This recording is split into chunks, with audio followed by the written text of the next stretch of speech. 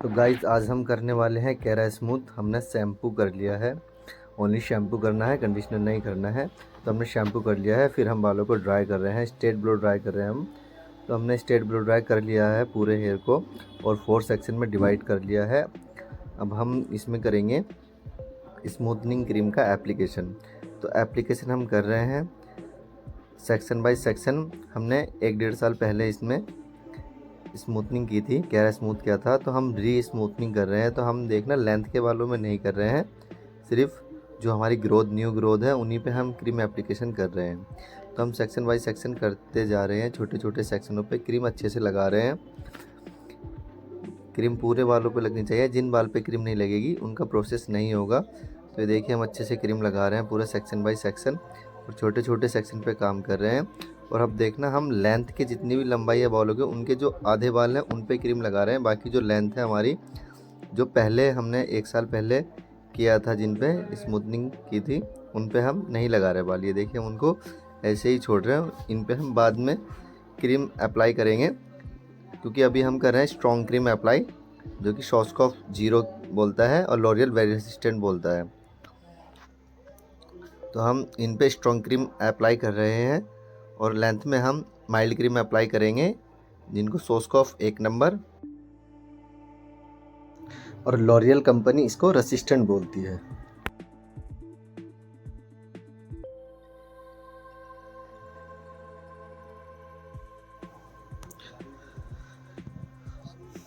अब हम साइड में आएंगे, हमने साइड वाले सेक्शन को भी वैसे ही रूट्स के बालों में, रूट से मिड लेंथ तक हमने अच्छे से एप्लीकेशन करना है सेक्शन बाय सेक्शन, और ये हम करते जा रहे हैं।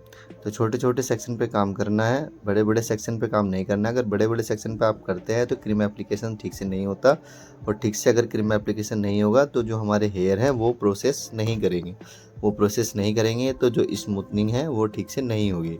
तो ये ध्यान रखना, आपको छोटे छोटे सेक्शन पे काम करना है और फास्ट एप्लीकेशन करनी है, यानी आपकी जो एप्लीकेशन है वो 10 से 15 मिनट के अंदर हो जानी चाहिए।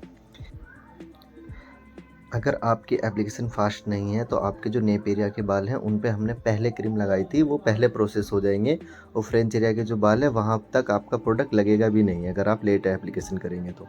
इसलिए ध्यान दें, आपको हमेशा प्रोडक्ट एप्लीकेशन फास्ट करनी है। और प्रोडक्ट एक ही बार में पूरा प्रोडक्ट ना निकालने, आपको थोड़ा थोड़ा प्रोडक्ट 2 या 3 बार में निकालना है, क्योंकि प्रोडक्ट हम बाहर निकाल के रख देते हैं तो उसका जो ऑक्सीजन के कांटेक्ट में आने की वजह से उसका जो प्रोसेस है या वो प्रोडक्ट धीरे धीरे वर्क करना कम कर देता है। तो इसलिए प्रोडक्ट भी हमें थोड़ा थोड़ा निकालना है, एक ही बार में ज़्यादा प्रोडक्ट ना निकालना है।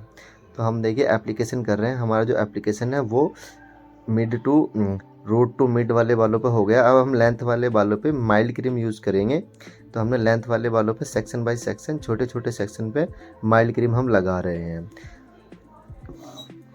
तो ये हम, अब माइल्ड क्रीम का टाइम भी कम होता है, प्रोसेसिंग टाइम, और ये सॉफ्ट होती है, ये ज़्यादा स्ट्रॉन्ग नहीं होती है, क्योंकि ये पहले से ही हमने लेंथ वाले बालों में 1 साल पहले स्मूथनिंग की थी। तो इस वजह से इनको बाउंस जल्दी ब्रेक हो जाएंगे, जल्दी बाउंस सॉफ्ट हो जाएंगे। अब हमने एप्लीकेशन करने के बाद में जो भी हमारा टाइम था वो हमने बाउंस चेक करने के बाद में हमने वॉश कर दिया, हमने शैम्पू किया है, क्योंकि हमें इसमें करनी है कैराटिन। कैराटिन प्लस स्मूथनिंग हम कर रहे हैं, जिसको कैरा स्मूथ भी बोलते हैं। तो हमने शैम्पू कर लिया, और शैम्पू करने के बाद में हम बालों को 80% के आसपास तक ड्राई करेंगे। ब्लो ड्राई कर रहे हैं हम, देखिए अच्छे से। और ड्राई करने के बाद में फिर हम करेंगे एप्लीकेशन। हमने 4 सेक्शन में डिवाइड कर लिया है बालों को, और फिर हम करेंगे कैराटिन अप्लाई। कैराटिन अप्लाई वही सेक्शन बाय सेक्शन, छोटे छोटे सेक्शन पर हम अप्लाई करेंगे। नेप एरिया से स्टार्ट करेंगे। जब भी हम कोई भी केमिकल वर्क करते हैं तो हम नेप एरिया से स्टार्ट करते हैं, और कोई भी हम ट्रीटमेंट करते हैं तो हम ट्रीटमेंट लाइक स्पा या कलर से हम जब काम करते हैं तो हम फ्रंट से करते हैं। अगर हम ब्लेंडर से काम करेंगे और केमिकल से काम करेंगे तो हम बैक साइड से करेंगे। Keratin like treatment but chemical है, तो केमिकल से हम, कैराटिन केमिकल से हम बैक साइड से काम करेंगे, लेकिन स्पा और कलर से जब हम काम करते हैं तो फ्रंट एरिया से हम काम करते हैं। तो देखिए हम सेक्शन बाय सेक्शन हम करते जा रहे हैं।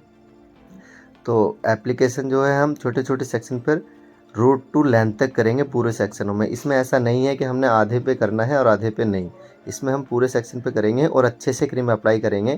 क्रीम अप्लाई करने में कंजूसी नहीं करनी है बिल्कुल भी, अच्छे से मल्सिफिकेशन करना है फिंगर से, और पूरे बालों पे क्रीम लगनी चाहिए। अब हमारी एप्लीकेशन कंप्लीट हो गई है। उसके बाद में हमारा टाइमिंग था 45 मिनट, हमारा टाइमिंग पूरा हो गया। उसके बाद में हम ड्राई करेंगे, 100% ड्राई करेंगे।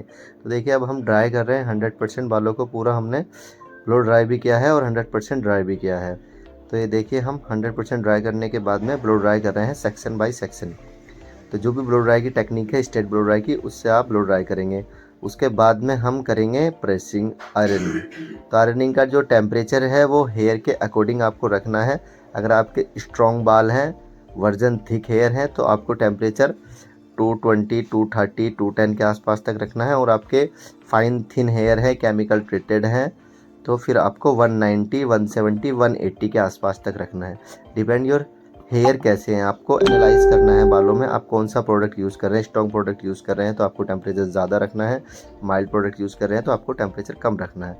लेकिन आपको आइनिंग बहुत ही अच्छे तरीके से करनी है। आपको छोटे छोटे सेक्शन पे कोई भी बाल रहना नहीं चाहिए। अगर आपका कोई भी बाल रह गया तो वो ना तो स्प्रेड होगा और ना इन बालों के साथ वो अलग से ही दिखेंगे, अच्छे नहीं लगेंगे बाल जो हैं। तो इसलिए आपको ये ध्यान रखना, आपको अच्छे से आइनिंग करनी है। एक स्टैंड को आपको 6 से 8 बार या 8 से 10 बार कम से कम करनी है, इससे कम नहीं करनी आइनिंग। तो आप देखिए हम कर रहे हैं आइनिंग, छोटे छोटे सेक्शन पे हम आइनिंग कर रहे हैं।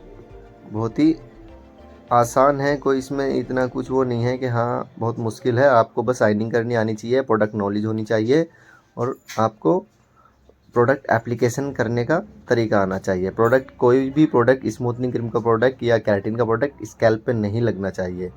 ये भी ध्यान रखना, आपको प्रोडक्ट स्कैल्प पे नहीं लगना चाहिए क्योंकि प्रोडक्ट जो है ये लेंथ के लिए होता है, ना कि रूट्स के लिए। तो आपको ये ध्यान रखना है स्कैल्प पे प्रोडक्ट नहीं लगना है।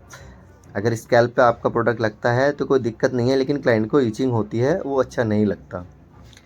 तो इसलिए हम प्रोडक्ट को स्कैल्प पे नहीं लगाएंगे। तो अब हम आइनिंग कर रहे हैं, देखिए छोटे छोटे सेक्शन पे हम आइनिंग कर रहे हैं। और स्कैल्प पे आइनिंग करते समय ये भी ध्यान रखना है, आइनिंग को हम रूट्स में जब करेंगे तो क्लाइंट की स्कैल्प पे टच ना हो आइनिंग, क्योंकि गर्म लगती है, बहुत दर्द होता है।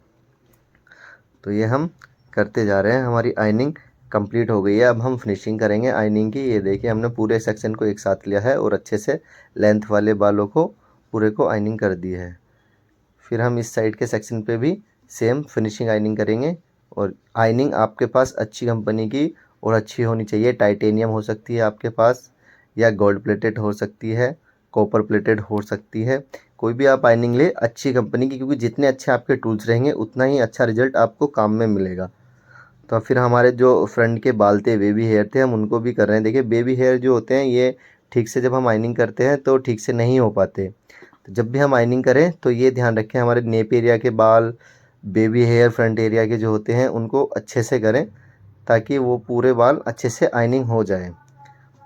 तो हम करते जा रहे हैं। देखिए ये हम फ्रंट से निकालेंगे, जो बेबी हेयर होते हैं हम उनको देखिए ये कर रहे हैं। ये छोटे छोटे बाल होते हैं, आइनिंग में नहीं आते जब हम बड़े सेक्शन पे काम करते हैं। तो अब हमारी ये आइनिंग कंप्लीट हो गई है, ये देखिए। तो हमारे बाल पहले बहुत ही ड्राई फ्रिजी थे, अब ये देखिए कितने अच्छे हो गए हैं। अब हम इनको वेट करने के लिए बोलेंगे 24 से 48 घंटे। हम इनको 2 दिन के बाद वॉश करेंगे, शैम्पू और कंडीशनर। शैम्पू और कंडीशनर हमेशा सल्फेट फ्री, पैराबिन फ्री ही क्लाइंट को सजेस्ट करें। या अगर क्लाइंट इस वीडियो को देख रहे हैं तो वो हमेशा सल्फेट पैराबिन फ्री ही शैम्पू यूज करें। देखिए कितना अच्छा रिजल्ट आया है। आफ्टर वॉश भी सेम ऐसा ही रिजल्ट रहने वाला है। तो गाइज मिलते हैं नेक्स्ट वीडियो में, तब तक के लिए बाय बाय, टेक केयर, जय हिंद, जय भारत।